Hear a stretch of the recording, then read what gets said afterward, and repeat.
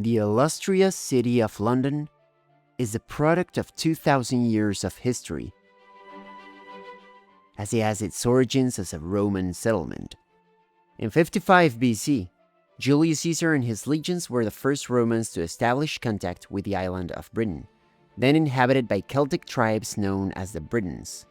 Internal troubles within the empire prevented Caesar and later Augustus from expanding the borders of the empire inside the island.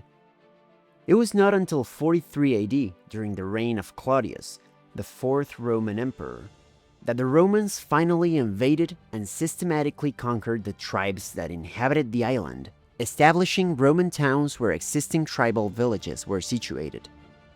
During this expansion in 43 AD, the Roman army established a small military base on the northern bank of a river that they called Támesis, a name that later evolved into Thames. This Roman settlement, known as Londinium, became the center of trade and administration of the new Roman province of Britannia, as it was the lowest point at which the Thames could be bridged, and an incomparably strategic site. Although next to the marshy river, there were two small hills on either side of the Walbrook, a small river that drained the area, making it suitable for building and providing the city's first port, and a second small river, the Fleet, formed a natural defensive barrier to the west, which, along with a low ground to the north and east, the city could easily be defended. Once a bridge was built across the Thames, all the later roads in Roman Britain converged on the northern bank, and the sea traffic coming from the northern coasts of Gaul and Spain arrived through the Thames River to this site. Londinium grew steadily, and when walled in the 3rd century, it had an area of 1.3 square kilometers, making it one of the largest cities north of the Alps. As was typical of the Romans, the city had a grid urban layout. This is the modern city of London for contrast. In Roman times, the Thames reached as far north as this. The Walbrook River, which is today Walbrook Street, ran through the grid street pattern of the Romans. The Roman Forum was located between the modern streets of Cornhill, Lombard, and Gracechurch, and was dominated by a Roman basilica on its northern side. A square fort called Arx was built in the northwest of the city, measuring about 200 meters per side, each side with a central gate. Here the city garrison was maintained. East of the Arx stood the amphitheater, where today the Guildhall is located. In its courtyard you can see the outline of the ancient amphitheater embedded in the pavement, and the governor's palace stood on the east bank of the now covered Walbrook River, at the site where it met the Thames. As the Roman Empire began to decline in the early 5th century, most legions were withdrawn from Britain, and the open, undefended urban settlements were easy prey to invading Germanic tribes and other barbaric peoples. Londinium was devastated by fire in the 5th century, when it was sacked by the Saxons. Life in the cities became unsustainable, and most of the population abandoned the cities to find sustainability in smaller, self-sufficient villages in the country. Urban life in Britain pretty much disappeared after the fall of Rome. With little movement of people, pack animals, and wheeled traffic, the grid street pattern of the Romans was lost forever beneath layers of rubble, grass, and trees. When economic activity in Saxon England resumed in the 6th century, Londinium quickly became a preeminent village thanks to its strategic location and its ruined buildings and defenses which could be repaired. But it grew not from the site where the Roman Forum was located, but from the lowest crossing point of the Walbrook River, as this site was key to create east-west movement along the north bank of the Thames.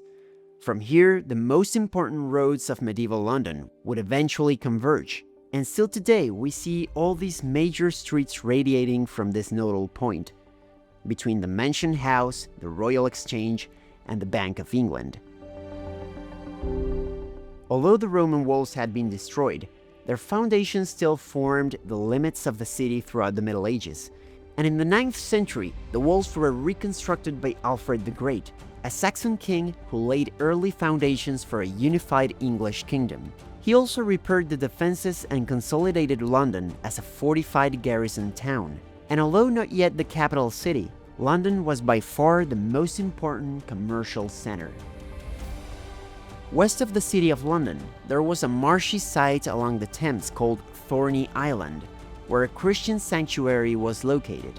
On this site, a royal precinct was established in the 11th century, when King Edward the Confessor moved his residence from Winchester and built a Romanesque church, a monastery, and a palace.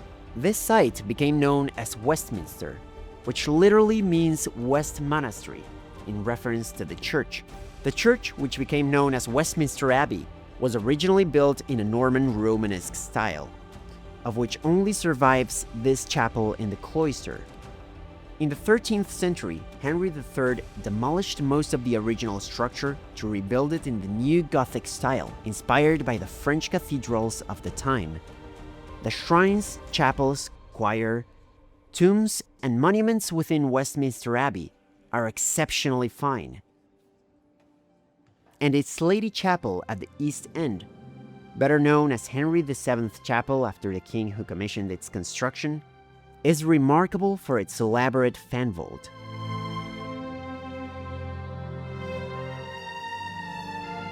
In 1066, William the Conqueror, Duke of Normandy in the north of France, invaded and conquered England. William the Conqueror was crowned in the original Westminster Abbey as the first Norman king of England, and he confirmed the existence of the independent royal and commercial cities of Westminster and London. These twin centers were linked by Whitehall and the Strand, still today the main streets that connect London and Westminster. East of London, next to the Roman Wall, William the Conqueror also constructed the White Tower, now better known as the Tower of London, a castle to signify his jurisdiction over the most important city in the country. It is a three-story masonry stronghold of rectangular plan, with a semicircular projection reflecting the apse of a chapel constructed within the third level.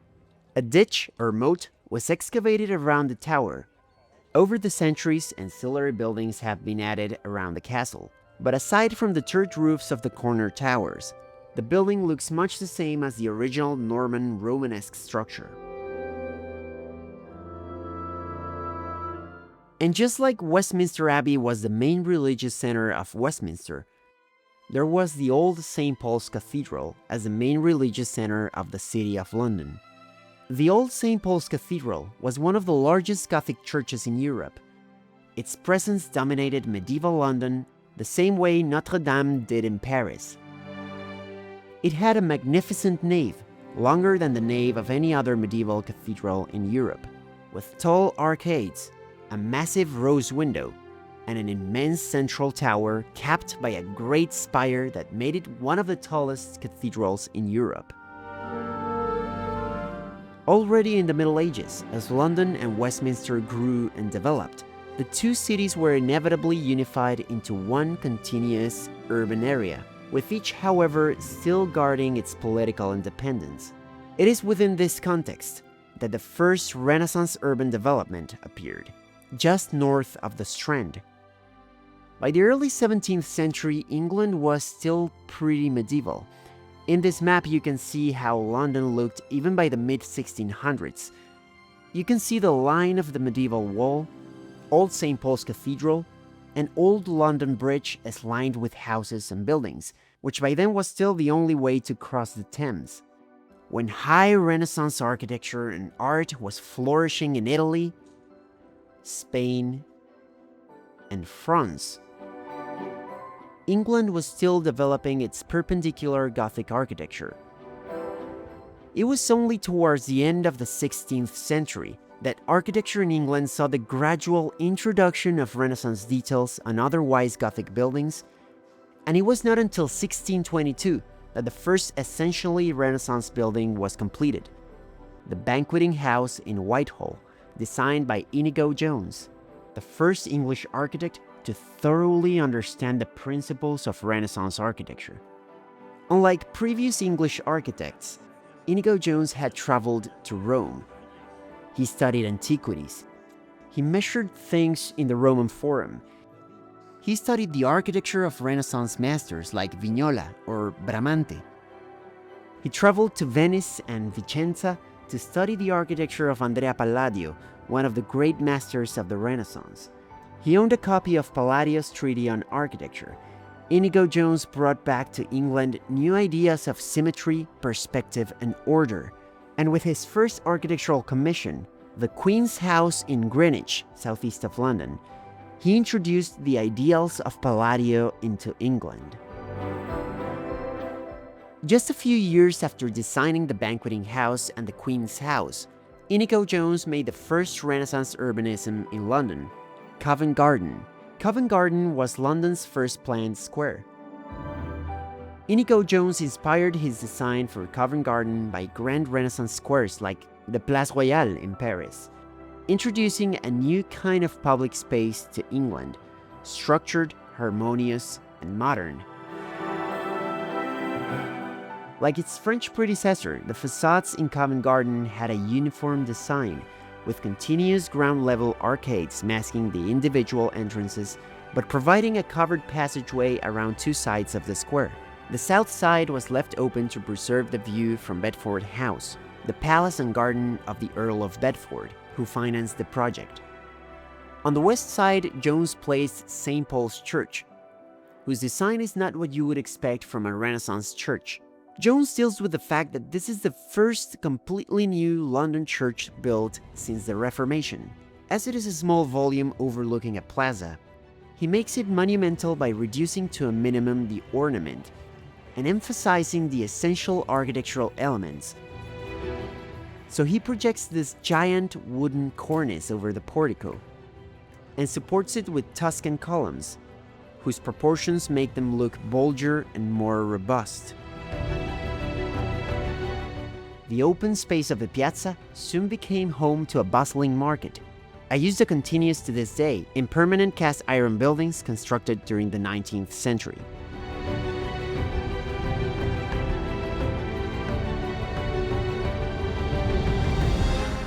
Though many original buildings were demolished or rebuilt over the centuries, parts of Inigo Jones's original layout and vision still survive, making Covent Garden a lasting symbol of London's urban transformation.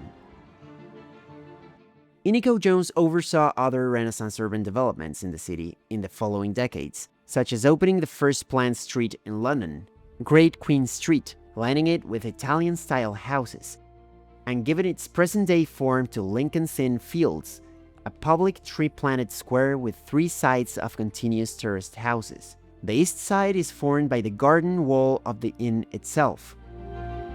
Apart from these new developments in the city, most of 17th century London was a typical medieval city with tight, narrow streets and timber buildings like those still found in York and in some other cities in England, often with thatched roofs and corbelled out over the streets to obtain as much floor space as possible under several upper floors.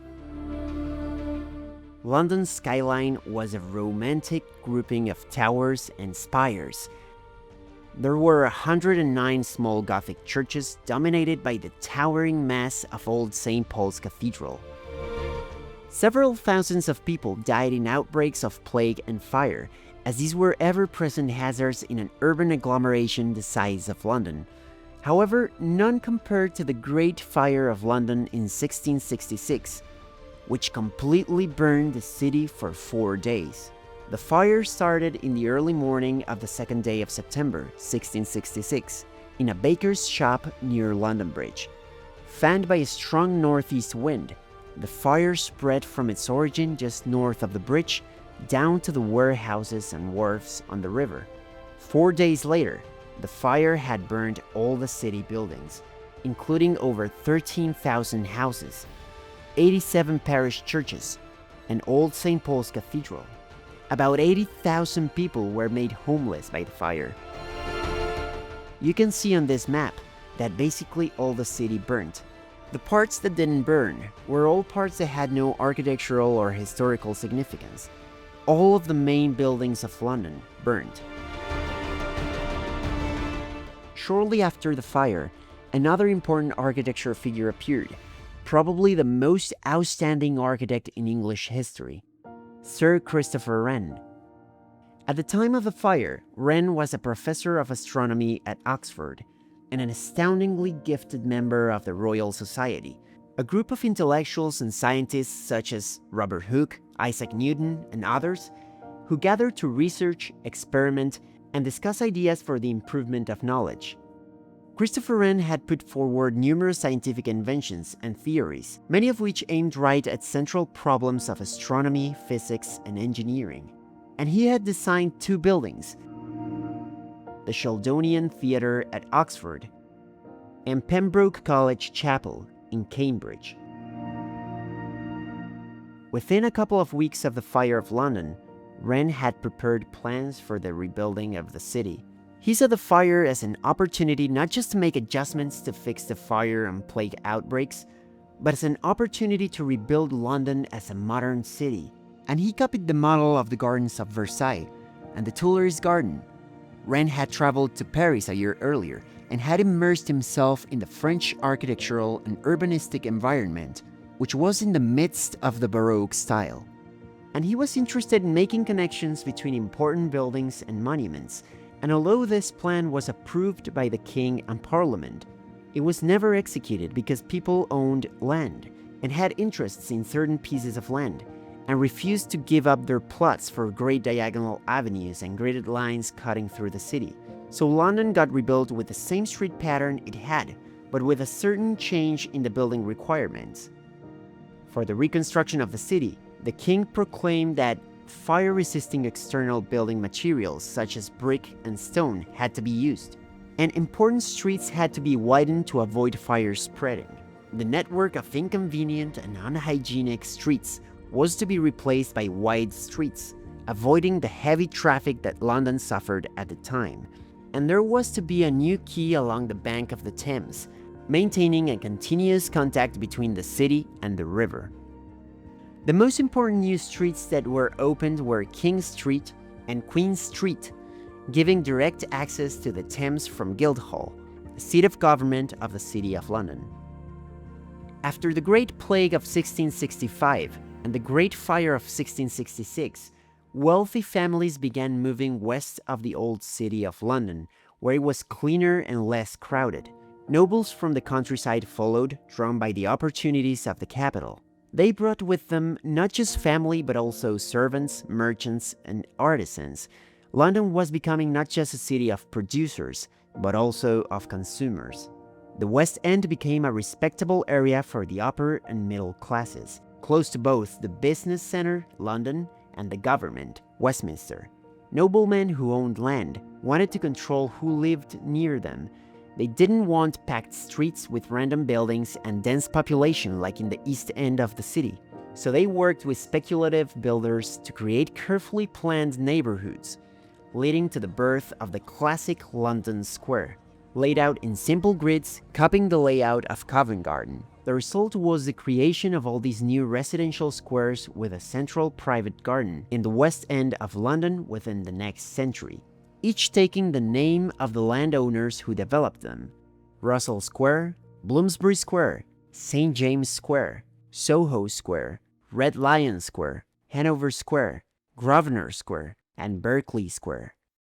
Although Christopher Wren's master plan for the reconstruction of London was never executed, it was the means to the end of being appointed Surveyor General in 1669 and acquiring the commission to design the new St. Paul's Cathedral and 53 city churches, in addition to almost all the other worthwhile architectural work of the period in London. These 53 city churches that Wren designed are notable for inventive solutions on awkward and confined sites, and for their suitability for Protestant worship, in which a central preaching space is considered more important than the long-drawn aisle for processional purpose characteristic of medieval Gothic churches. And Christopher Wren really establishes the architectural character that will define the identity of English architecture. He's taking elements from Italian Renaissance masters such as Michelangelo, Palladio, and Bramante, and adapting them to the English geographical and cultural conditions. He makes buildings more sober in detail. He breaks up with Gothic ornament, but still gives the stone a wood treatment. And he uses structural elements of Gothic architecture, but conceals them with classical elements. He makes most of his facades dominated by the void rather than the solid, and there's always porticos and colonnades providing shelter from the rainy English weather. A great example of this is the Royal Hospital in Greenwich, where he drew from Rome's twin churches at Piazza del Popolo and from the Louvre in Paris to aggrandize the Queen's House designed a few decades earlier by Inigo Jones. He took elements from the Louvre in other projects, such as the new St. Paul's Cathedral, with that double colonnade on the front facade.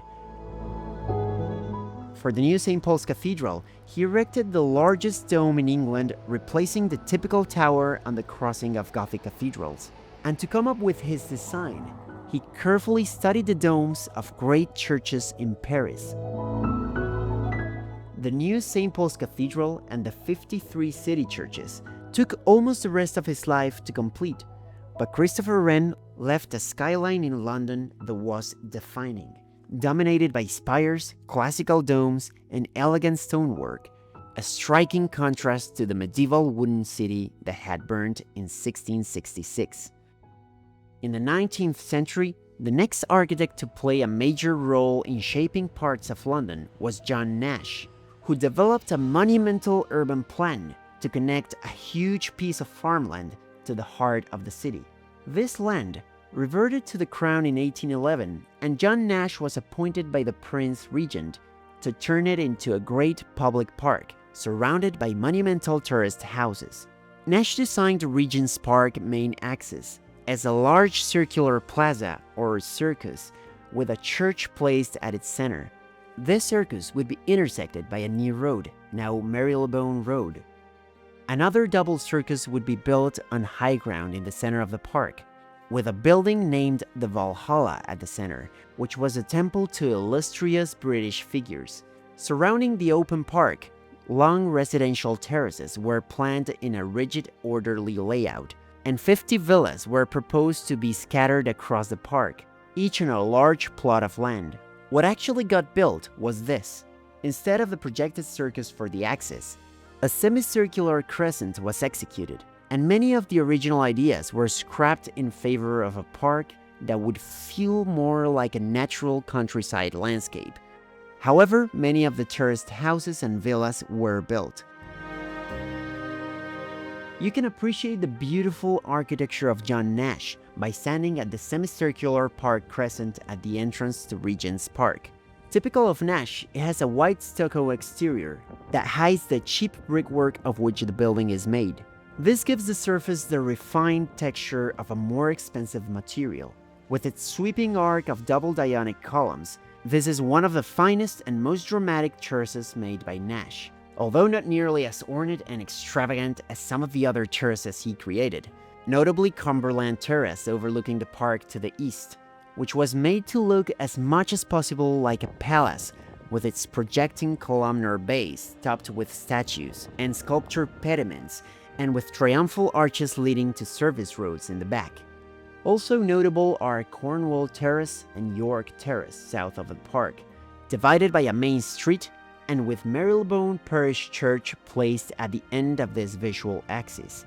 And notice how all these terrace houses surrounding Regent's Park have rear entrances on a service road called Mews, and have no front doors on the park side, all to maintain the illusion that the whole facade belonged to a single grand palace. To integrate this new area to the city, Nash designed a new grand street to connect Regent's Park to Westminster. The street would act as a grand, impressive route linking the new Royal Park to the heart of the city. And Nash would use all sorts of landmarks, junctions, and turns to create a visual tension and make one of the most interesting roads in the world, which would be known as Regent Street. He used Portland Place, this boulevard to the north, as the natural starting point for the new street, which would run southward from the park, starting at the Crescent, the main entrance to Regent's Park area. The southern endpoint of this new street was determined by Carlton House, the residence of the Prince Regent, who had commissioned the project as a royal mile. When the prince became King George IV, the palace was demolished, and Nash designed a series of terraced houses on its site. He placed a square in front, which would later be known as Waterloo Place, in honor of the British victory at the Battle of Waterloo, and to anchor this square as the landmark that starts the grand ceremonial route, a column would be erected in the center, with a statue of the Duke of York, the commander-in-chief of the British Army during the Napoleonic Wars. This space would become the monumental start of Regent Street. Nash noticed that London changed character along a certain line. To the west there were upper-class nobility neighborhoods such as Mayfair and West End, with upper-class residential squares. And to the east there were poorer, more crowded areas such as Soho. And Swallow Street, located between Piccadilly and Oxford, roughly divided this transitional area. So what Nash did is, he drew the line of the new route along Swallow Street, and to connect it to the already established axis of Waterloo Place, Nash created one of the most inventive urban elements, the famous curved quadrant, a graceful curved street section swinging west and then north. And he joined the curved quadrant and the initial axis with a new roundabout, Piccadilly Circus, which became one of the most famous roundabouts in the world. The quadrant is great because it constitutes the ending visual point of an axis, and as you see this monumental curve, it makes you wonder what's beyond. It makes you eager to continue walking down the road. Piccadilly Circus becomes so important because it's the intersection of several primary streets: the new Regent Street, Piccadilly, Shaftesbury, Coventry, and a few other secondary streets. To elevate the importance of this junction, a landmark was placed at its center, Shaftesbury Memorial Fountain. From Oxford Street to Portland Place, you can see that there are a few residential squares such as Cavendish Square, which contains several wealthy homes, so Nash had to adjust the route to avoid disturbing these neighborhoods. He turned the intersection with Oxford Street into a small circus for an elegant directional change. And finally, to join the street with Portland Place, he did a clever design move. He placed All Souls Church and designed it as a sort of hinge that bends the street to smooth the visual transition between the streets' changing directions. The way he designed the church is fascinating. The main body of the church has a square plan, but he designed a cylindrical tower almost detached from the main body and positioned it to align with Regent Street. He had to make it attractive from the distance as an endpoint of the axis. So he applied geometric clarity to the steeple above. The conical spire breaks through the colonnaded drum. So looking at Nash's plan for London, we might be reminded of Sixtus V's plan for Rome, with all these wide, long streets connecting obelisk and grand Baroque squares. Or Louis XIV's plan for Paris, with these infinite perspectives in Champs-Élysées and Versailles. But there's a big difference with Nash's plan for London, which is, instead of imposing order through axes in an organic city, Nash brings a picturesque, disorderly route. Unlike the gardens of Versailles, Regent's Park was not an imperial manifestation of the power of the state, but a gift to the citizens of London, a romantic park not for the exclusive use of the aristocracy, but for everyone in the city to enjoy. Nash's plan constitutes a picturesque route where, as you walk forward, you keep seeing these urban elements and landmarks that catch your view, held together by a wide, long, bending street, and rewarding you at the end with the views of Regent's Park. Ultimately, Nash's urban plan was expanded to include the Strand and Whitehall, the streets that connected London and Westminster, by creating Trafalgar Square and linking it with Buckingham Palace to the west via the Mall. At the time that his plan was being executed, Nash was also commissioned to enlarge Buckingham Palace, which then was a royal house in the heart of Westminster, It became the residence of the British monarch on the accession of Queen Victoria in 1837. The facade we see today was designed in the early 20th century by Aston Webb, who also designed Queen Victoria Memorial in front and Admiralty Arch at the opposite end of the mall, making a fine transition into Trafalgar Square. Trafalgar Square was proposed by Nash in his plan, but its layout was designed by Sir Charles Barry, who placed Nelson's column at the center as the main visual point, with two fountains establishing an axis, dominated by the National Gallery, whose huge portico and the open area of the square make the building very imposing.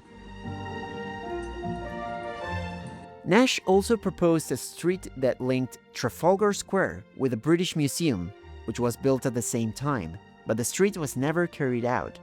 Built alongside Westminster Abbey, the Palace of Westminster was the principal residence of the monarchs in the Middle Ages and the Houses of the Parliament. In this drawing, you can see the original appearance of the medieval palace complex, with Westminster Abbey on the back and the Thames River on the front. Most of the palace was destroyed by fire in 1834, and the only surviving structures were the crypt of the chapel and Westminster Hall. These surviving structures were to be integrated in the project for the new Palace of Westminster, started in 1840. For the palace, there was a long debate over what architectural style should be used. Augustus Pugin, an English architect who converted to Catholicism, regarded Gothic architecture as an embodiment of proper moral and religious values from the past that he felt were completely absent in his own time.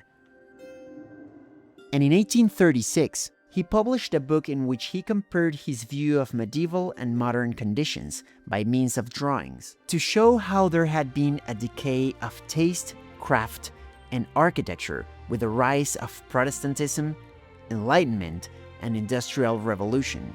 In this book, titled Contrasts, Pugin shows side-by-side comparisons of medieval churches with modern churches, medieval monuments with modern monuments, medieval palaces with modern palaces, and even a Catholic town in its medieval condition, with a medieval wall and where the only elements that rise and stand out are spiritual buildings, beautiful church spires defining the skyline, side by side with the same town and its modern condition, with factory chimneys as the dominant element of the skyline, with Protestant chapels of vaguely classical form having replaced Catholic churches, whose Gothic spires had been removed, all to show the decadence in which they were living and the cultural greatness that had been lost. Pugin said that the medieval town was a beautiful religious environment, while the industrial town, with its vested interests and its greedy capitalists, was a detestable degradation of human existence. So he applied his principles and ideals when designing the new Palace of Westminster, using a Gothic style. While the profusion of lively and historically correct detail inside and out was Pugin's contribution, the conception of the building was of Sir Charles Barry, a classical architect who conceived a long facade facing the Thames and a completely modern and functional plan. Classical in its form, although not fully symmetrical. He proposed a picturesque composition of towers and pinnacles, which yield a rich silhouette against the sky when seen from across the river. The massive Victoria Tower on the southwest corner reflects the design of central towers on English Gothic cathedrals, and it was intended to be the most memorable element of the building. The clock tower, better known as the Big Ben, was entirely designed by Pugin and features a huge clock on each of its four facades, surrounded by royal symbols of the British Empire. Beneath, there is an inscription celebrating Queen Victoria, under whose reign the palace was built, Domine salvam fac reginam nostram victoriam primam, which is, Lord, save our Queen Victoria I. The clock tower became an icon and a symbol of the British Parliament. The middle tower, in the form of a spired lantern, was designed in a smaller scale to balance the effect of the two massive lateral towers. As you see in the final result, thanks to the simple gesture of placing these asymmetrical elements that constitute the towers, a building that could have been a boring, monotonous disaster, with its endless repetition of the same narrow bay module through the entire length of the building, became a beautiful Gothic picturesque urban set piece and one of the most memorable buildings in the city.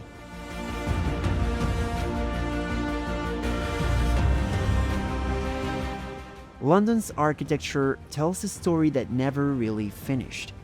It keeps moving forward, layer by layer, one skyline at a time, but never forgetting the way of the past. I've made an extended version of this video where I explore many more buildings and spaces in London that I couldn't cover here. You'll get access to this and other extended versions of my videos by joining the channel as a member. Thank you for watching. I hope you enjoyed and learned. Please like this video, subscribe to my channel. I'll see you very soon in another episode. Goodbye.